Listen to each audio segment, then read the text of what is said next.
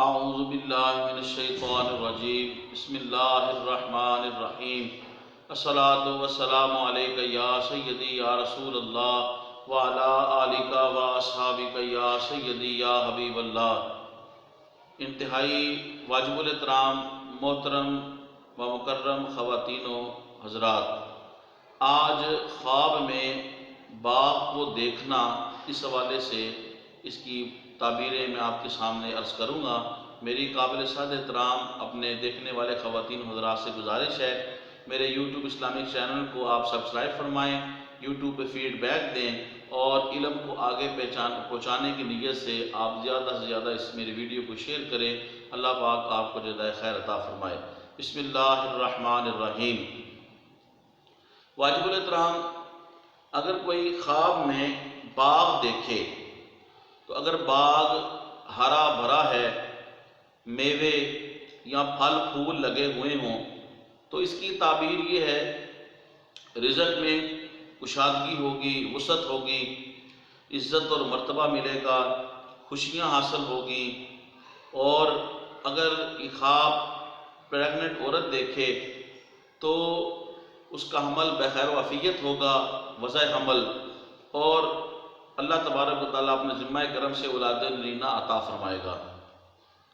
واجب الاحترام، اسی طریقے سے باغ کی سیر کرنا اور پھل وغیرہ کھانا، یہ نیک بخت ہونے، خاتمہ بالخیر ہونے، یا کسی حسین و جمیل عورت سے شادی ہونے، نکاح ہونے یا نفع حاصل ہونے کی دلیل ہے۔ باغ اگر خشک یا اجڑا ہوا دیکھا خواب میں تو رنج و الم کی نشانی ہے۔ اگر خواب میں باغ کا دروازہ کھولا، رزق میں برکت ہوگی۔ الغرض یہ اچھی خواب ہے صاحب خواب کے لیے۔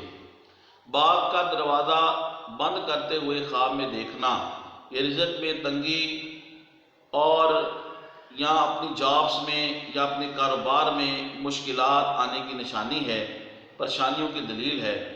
توبہ استغفار کرنی چاہیے۔ باغ اگر کانٹے دار اور خار دار دیکھے، رنج و الم اور پریشانی کی نشانی ہے۔